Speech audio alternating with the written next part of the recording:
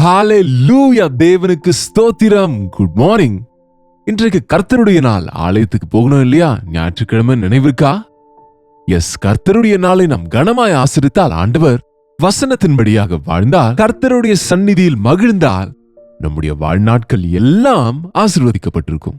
வாங்க ஒரு சிறிய ஜெபத்தோடு இன்றைக்கு ஒரு சுருக்கமான தேவ செய்தியை கேட்போம். ஆலயத்திற்கு போகும் முன்பு ஜெபிப்போம். பரிசுத்தரே, எமக்கு நன்றி ஆண்டவரே. இன்னொரு முறை என் தேவன் உயிரோடு இருக்கிறார் என்று என் ஆண்டவர் அவரை ஆராதிக்க வேண்டும் என்று நினைவு கூர்ந்தப்பா.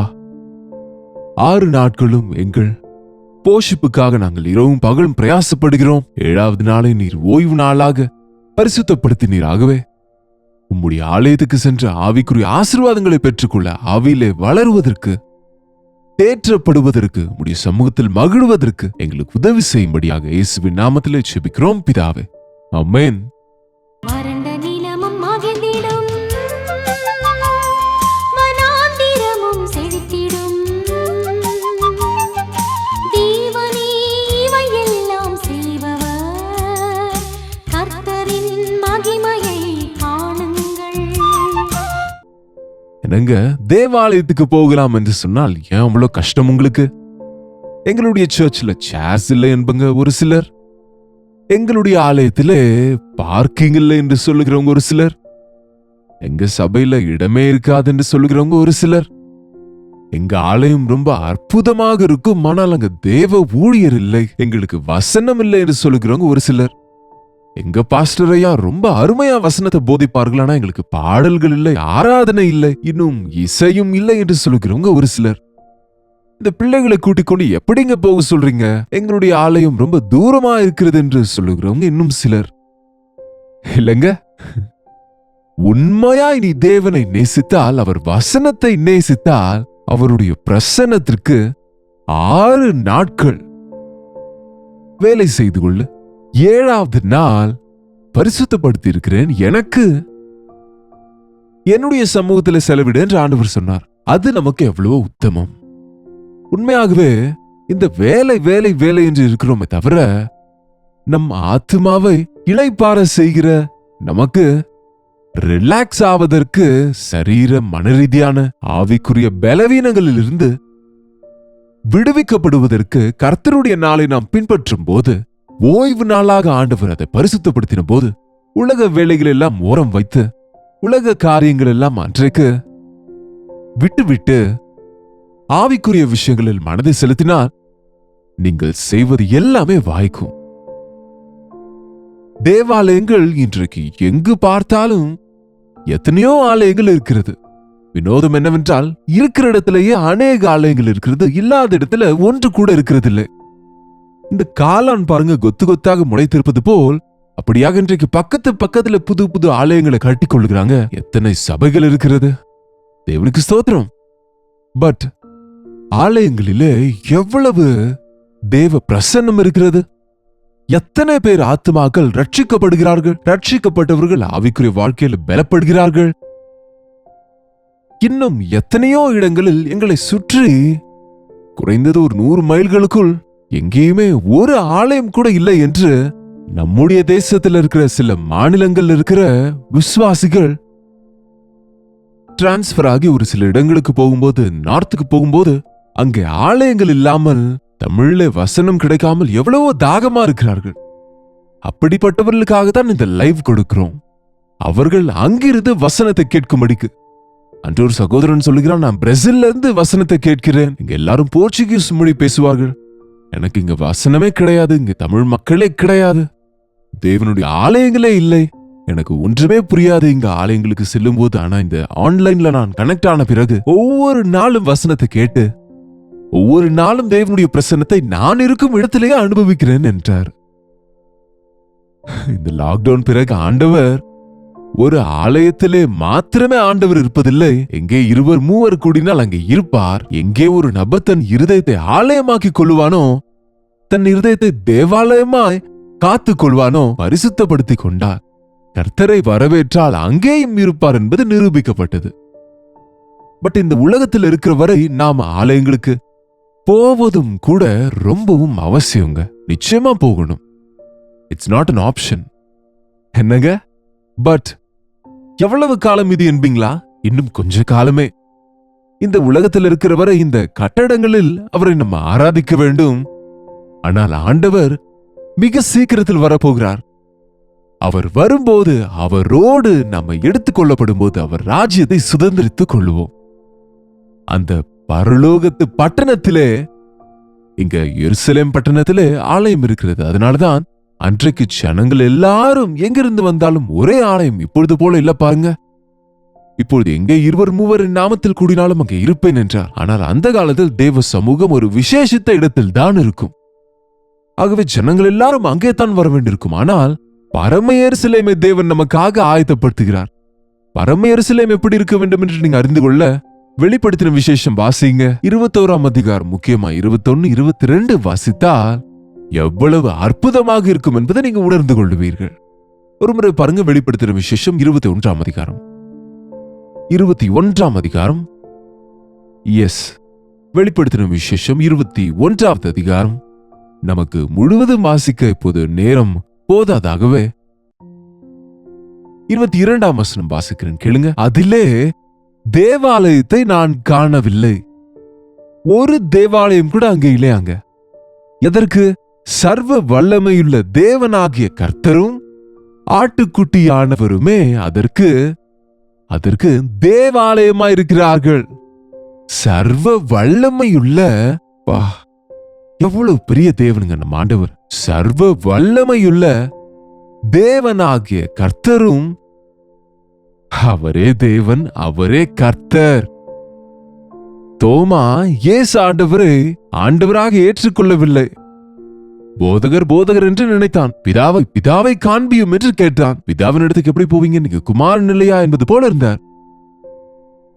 அதனால்தான் அவர் உயிர்த்தெழுந்தார் என்ற போதும் நம்பவில்லை. அவர் காயங்களில் விரலை விட்டு பார்த்தாலுடைய நம்பவே மாட்டேன் என்றான். நம்பாவிட்டால் போ என்று ஆண்டவர் விட்டுவிடவில்லை. திரும்பவும் அவனுக்காக அந்த அறையில் அவர்கள் கூடியிருக்கும் போது வந்து, தோமா, உன் கையை நீட்டி, உன் விரலை நீட்டி, இதோ உன் காயங்களில் விரலை வைத்து பாரு, அவிசுவாசியாயிராமல் விசுவாசியாயிரு என்றார். அந்த நேரத்தில் ஒரே முறையாக அவன் இருதயத்திலிருந்து வந்தது, என் ஆண்டவரே, என் தேவனே, நான் இதுவரைக்கும் குமாரன் வேறு பிதா வேறு என்று நினைத்தேன். பிதாவும் குமாரனும் ஆவியானவரும் ஒன்றாயிருக்கிறார்கள் என்பது, அவர் கிறிஸ்து என்று, மாம்சத்திலே கிறிஸ்துவாக வந்த தேவனே ஆண்டவர் என்று, ஆண்டவரே தேவன் என்று அறிந்து கொண்டார். ஆவியானவராக இருக்கிறார் என்று இந்த திருத்துவம் விஷயத்தில் அநேகர் கன்ஃபியூஸ் ஆவாங்க. அநேக நேரம் நிச்சயமாய் 3 விதமான நபர்களே, ஆனால் 3 நபர்கள் அல்ல. ஒரே சப்ஸ்டன்ஸ், ஒரே விதமா இருக்கிறார்கள். நமது சாயலில் நமது ரூபத்தின்படி மனிதனை செய்வோம் என்ற போது அவர்கள் அப்பொழுதிலிருந்து இருக்கிறார்கள், ஆதியிலிருந்து இருக்கிறாங்க. முன்பு பிதா இருந்தார், பிறகு குமாரன் வந்தார், பிறகு பரிசுத்தாவியானவர் வந்தார் என்று நினைத்தால் அது அறியாமை. பழைய ஏற்பாட்டில் அநேக முறை நாம் ஆண்டவரை குறித்த வெளிப்படுத்துதல், ஆவியை குறித்து, பரிசுத்த ஆவியை குறித்த விஷயங்களும் இருக்கிறது. அங்கே பிதா, குமாரன், பரிசுத்த ஆவியானவருடைய பிரசன்னம் பரலோகத்திலே.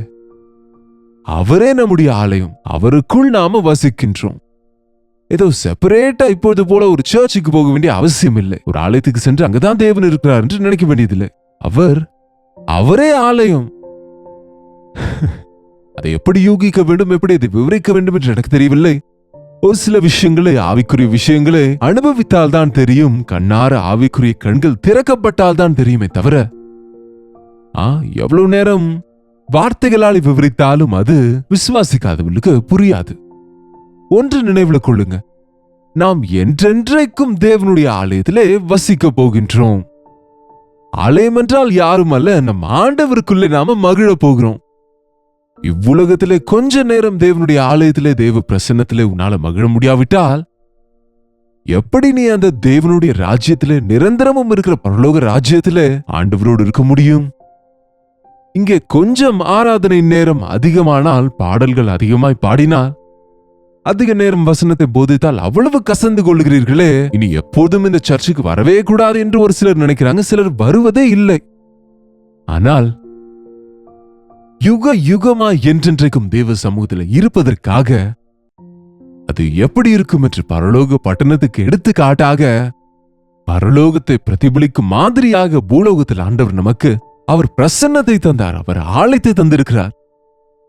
தேவனுடைய ஆலயத்திலே நிறைவு இருக்கிறது, சுகம் இருக்கிறது, ஆசீர்வாதம் இருக்கிறது, பிரகாசம் இருக்கிறது, வெளிச்சம் இருக்கிறது, ஆறுதல் இருக்கிறது. இந்த அதிகாரம் நீங்க வாசித்தால் அங்கே பசி இல்லை, தாகம் இல்லை, அங்கே கண்ணீர் இல்லை, முதிர்வயது இல்லை, மரணம் இல்லை. ஏனென்றால் ஆண்டவரே நம்முடைய ஆலயமாக இருப்பார். அவரே நமக்கு எல்லாமுமாக இருப்பார். இன்னொருவர் மூலமாக நம்ம தேவனிடத்துக்கு போக வேண்டிய அவசியம் இல்லை. பாஸ்டருக்கு சொல்லி ஜெபிக்க சொல்ல வேண்டிய அவசியம் இருக்காது. நாம இரண்டாவது தரம் விசுவாசிகளாக நம்மை பக்தர்களாய் நினைக்க வேண்டியதில்லை. நாம் யாரா இருந்தாலும் நேராய் ஒரு சிறு பிள்ளையை போல் அப்பாவினிடத்துக்கு ஓடி சென்று மேலே ஏறி உட்கார்ந்து கொண்டு அவரிடம் கேட்கும்படி சுதந்திரம் தந்தார். என்னிடத்தில் விசுவாசம் உள்ளவர்களை என் குமாரர்களாக, என் குமாரத்திகளாக அதிகாரம் தந்திருக்கிறேன் என்றார். ஆமாங்க, நான் உனக்குள்ளே வாசமாயிருப்பேன், உங்கள் தேவனாயிருப்பேன், நீங்கள் என் ஜனங்களாயிருப்பீர்கள் என்று சொல்லியிருக்கிறார். அப்படியே அது பரலோகத்திலே நிறைவேறப் போகிறது. ஒரு முறை சில வசனங்களை பார்ப்போம். 21ஆம் அதிகாரம் 3ஆம் வசனத்திலே, இதோ மனுஷர்களிடத்திலே தேவனுடைய வாசஸ்தலம் இருக்கிறது, அவர்களிடத்தில் அவர் வாசமாயிருப்பார், அவர்களும் அவருடைய ஜனங்களாயிருப்பார்கள். தேவன் தாமே அவர்களோடு கூட இருந்து அவர்களுடைய தேவனாயிருப்பார். அவர்களுடைய கண்ணீர் யாவையும் தேவன் துடைப்பார். இனி மரணமும் இல்லை, துக்கமும் இல்லை, அலறுதலும் இல்லை, வருத்தமும் இல்லை, முந்தினவைகள் ஒழிந்து போயின என்று பரலோகத்திலிருந்து உண்டான பெருஞ்சத்தத்தை கேட்டேன். என்ன சொல்கிறாரு? நான் உங்களுக்கு துணையாயிருப்பேன். இனி நீங்கள் துக்கப்படாமல், துக்கம் என்பது இல்ல அங்க, திரும்ப துன்பங்கள் மற்றும் பிரேயர் பர்டன் சொல்ல வேண்டிய அவசியமே இல்ல அங்க. திரும்ப பாஸ்டருக்கு சொல்ல வேண்டிய அவசியமும் இல்லை, சபையெல்லாம் சேர்ந்து ஜெபிக்க வேண்டிய அவசியம் இல்லை. ஓ, எவ்வளவு நிம்மதியா இருக்கும் பாருங்க. நம்ம நம்முடைய பாரங்களை மற்றவங்களுக்கு சொல்லி அவர்களிடத்துல நாம ஜெபிக்கும்படியாக கேட்பதும், அவங்க ஒரு சில நேரம் மறந்து போவதும், நமக்கு பதில் வராமல் இருப்பதும், இப்படிப்பட்ட எதுவும் இருக்காது. நேரா நீங்க உங்க தேவனிடத்துல போகலாம். ஆமாங்க, பழைய ஏற்பாட்டுல பலிகளை கொண்டு செல்லணும், அர்ப்பணங்களை கொண்டு செல்லணும், ஒரு எல்லையை தாண்டினால் கிட்ட போவதற்கு இல்லை. பட் இப்போ எவ்வளவு சுதந்திரம்! தேவனுடைய பிரசன்னத்திலே ஒவ்வொருவரும் எவ்வளவோ ஆனந்தமாக, மன நிறைவாய், சந்தோஷமாக இருக்க முடியுங்க. கேளுங்கள், நம்புங்கள். மரித்த பிறகுதான் உண்மையான வாழ்க்கை இருக்கிறது. தேவனோடு கூட அவர் பிரசன்னத்திலே யுக யுகமாய், தலைமுறை தலைமுறையாய் வாழ்கிற பாக்கியம் வேண்டுமா? அல்லது இந்த உலகத்திலேயே இருந்து விடலாம்னு நினைக்கிறீங்களா? ஆண்டவருடைய வழியை விட்டு விடுகிறவனுக்கு பாடுகள் பெருகும். ஆண்டவர் வரும்போது நீங்க எடுக்கப்படாவிட்டால் என்ன ஆகும் என்று கேட்டபோது ஒரு வயசானவங்க, அவங்க ஒரு நண்பகல் கூட்டத்துல தூக்கத்துல அவங்க பதில் சொன்னாங்க, அது இருக்கட்டும் தம்பி, அவர் எடுத்துக்கொள்ளாவிட்டால் கவர்மெண்ட்காரங்க கட்டின அறை இருக்கிறது, அங்க படுத்துக் கொண்டிருப்பேன் என்றாங்க. ஆண்டவர் வரும்போது ஆயத்தமா இருக்கிறவர்கள் எடுக்கப்படுவார்கள், தேவாலயத்து பரலோக பட்டணத்திலே இருப்பார்கள். இங்க ஒரு பெரிய லிஸ்ட் இருக்கு பாருங்க. பயப்படுகிறவர்கள், அவிசுவாசிகள், அருவருப்பானவர்கள், கொலைபாதகர், விபச்சாரர், சூனியக்காரர், விக்கிராராதனைக்காரர், பொய்யர் அனைவரும் இரண்டாம் மரணத்திலே பங்கடைவார்கள். இங்க இருக்க மாட்டோம். இருந்தால் பரலோகம் அல்லது நரகம், அது அக்கினி கடல். அங்க அக்கினி அவியாது, புழு சாகாது. இந்த உலகத்துல தேவன் நமக்கு அவர் ராஜ்யத்திற்காக ஆயத்தப்படும் வாய்ப்பை தந்திருக்கிறார். நம்மை நாம் ஆயத்தப்படுத்திக் கொள்ள தேவன் தம்முடைய வருகையை தாமதப்படுத்துகிறார்.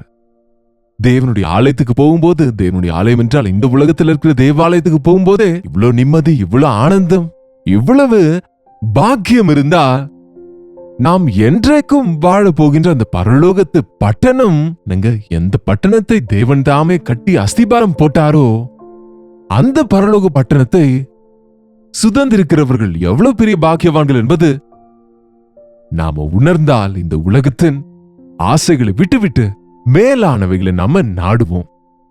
செபிப்போமா? பரிசுத்தரே, எமக்கு நன்றி ஆண்டவரே, சீக்கிரத்திலே வரப்போகிறீர் என்று உம்முடைய வருகையின் அடையாளங்களை உலகமெங்கும் பார்க்கிறோம்.